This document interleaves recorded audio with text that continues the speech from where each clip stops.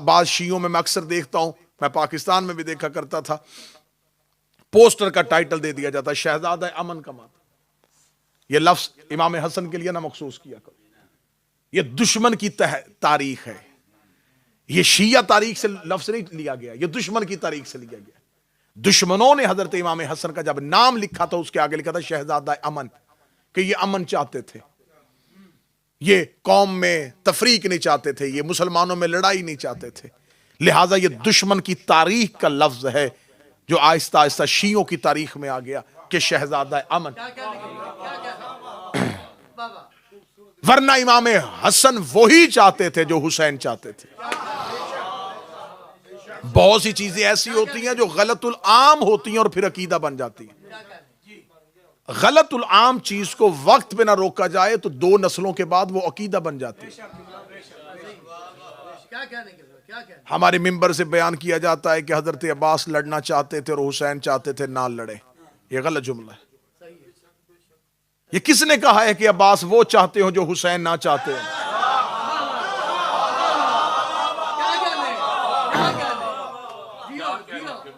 1400 سال کے بعد آپ کو مشیت حسین کا پتہ چل گیا؟ کب آ کے آپ کو مولا حسین نے کہا تھا کہ میں چاہتا تھا کہ نہ لڑے؟ آپ کہتے نہیں، مزاج حسین بتا رہا تھا کہ وہ لڑنا نہیں چاہتے تھے۔ تمہیں 1400 سال کے بعد کتاب پڑھ کے حسین کے مزاج کا پتہ چل گیا، اسے حسین کے گھر رہ کے حسین کے مزاج کا پتہ نہ چلا۔ شہزادہ امن دشمن کی تاریخ کا جملہ ہے، شہزادہ امن نہیں۔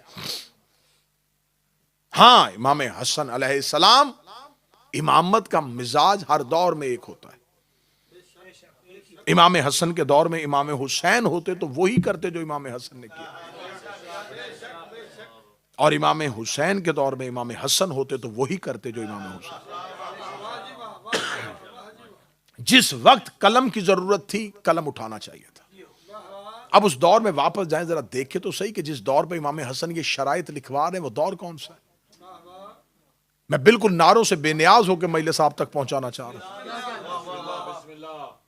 یقین کیجئے کہ جب آپ تاریخ میں جا کے دیکھیں گے نا تو آپ کو ایسے ایسی تلخ حقائق سامنے آئیں گے، جیسا کہ جتنے بھی آج مذہب شیعہ کے اندر فرقے بنے ہیں نا، ان فرقوں کے پیچھے کوئی نہ کوئی دلیل چھپی ہوئی۔ پہلا فرقہ جو مولا علی کے بعد بنا تھا، مولا علی کے بیٹوں کی وجہ سے، اس فرقے کا نام تھا فرقہ کیسانیہ۔ یہ فرقہ کہتا تھا کہ ہم محمد حنفیہ کی امامت کے قائل ہیں۔ یہ پہلا فرقہ تھا جنہوں نے مولا علی کے بعد جناب محمد حنفیہ جو ہے امام حسین علیہ السلام کے بعد سید الساجدین کی امامت کو نہیں مانا۔ آج بھی اس کے اثرات آذربائیجان اور مصر کے بعض علاقوں میں پائے جاتے ہیں، جبکہ برے طریقے سے یہ فرقہ ناکام ہو چکا ہے، لیکن اب بھی اس کے کچھ اثرات نسل در نسل باقی۔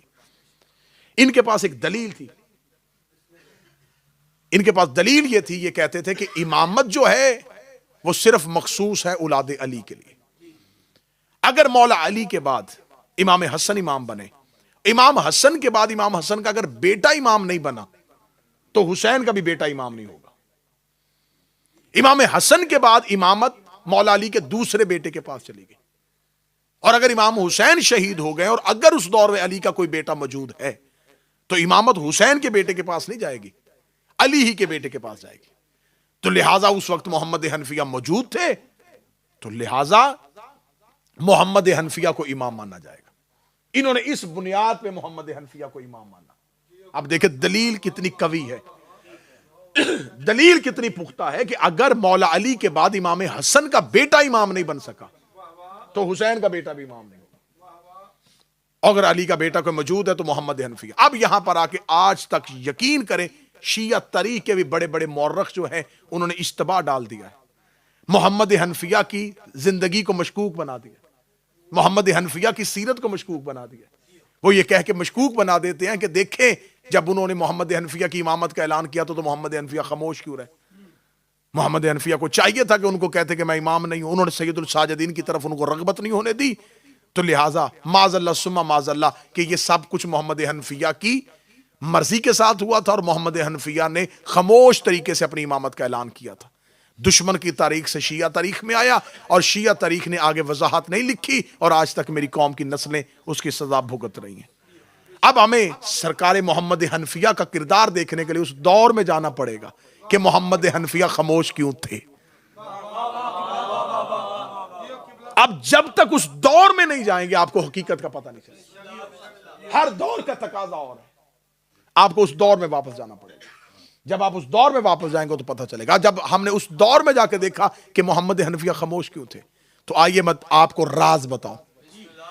جناب سید الساجدین واقعہ کربلا کے بعد شام کے زندان میں تھے اور امام محمد باقر بھی زندان میں تھے۔ دمشق میں بند کمرے میں سازش کی گئی کہ قتل حسین کے بعد اب قتل حسین ہمارے لیے اہم نہیں تھا، نسل امامت کو قطع کرنا ہے۔ حسین کے بعد حسین کا بیٹا امام ہے اور اس کے بعد آنے والا امام سجاد کا بیٹا، ان دونوں کو زندان میں رکھو، زندان ہی میں ان کو زہر اور ظلم کے ساتھ شہید کر دو تاکہ نسل امامت یہیں پہ قطع ہو جائے اور امامت کا سلسلہ آگے نہ بڑھے۔ قتل حسین کے بعد ان پہ اتنا حوصلہ آ گیا تھا کہ اگر ہم نبی کا بیٹا مار سکتے ہیں تو نبی کے دو بیٹوں کو زندان میں ظلم کے ساتھ بھی شہید کر سکتے۔ دمشق میں یہ سازش بن گئی کہ ہم سجاد و باقر کو زندان میں شہید کر دیں گے، قتل کر دیں گے اور نسل امامت کو یہیں پہ ختم کر دیں گے۔ اور خدا کہتا ہے کہ جب تم مکر کرتے ہو، جب تم بند کمرے میں بیٹھ کے تدبیر کر رہے ہو تو پھر اللہ بھی تدبیریں کرتا ہے، واللہ خیر الماکرین، پھر اللہ سے بہتر تدبیر کرنے والا کون ہے؟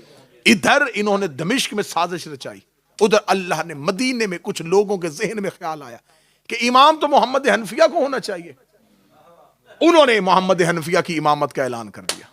بات دمشق پھیل گئی، دمشق بات پہنچی کہ تم نے سجاد کو قید کیا، یہ تو امام ہے ہی نہیں۔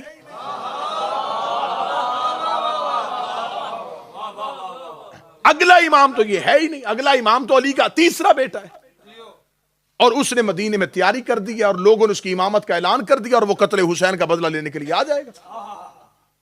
اب ان کی نگاہیں سجاد سے اٹھ کے مدینے چلی گئی، سجاد محفوظ ہو گئے۔ پوری تاریخ اگر مجھے بندہ کہے کہ ایک جملے میں بند کرے تو میں سیدہ سے خیرات لے کے ایک جملے میں بند کرنے لگا۔ ہر دور میں اللہ حجت کو بچانے کے لیے ایک ابو طالب ضرور رکھتا ہے۔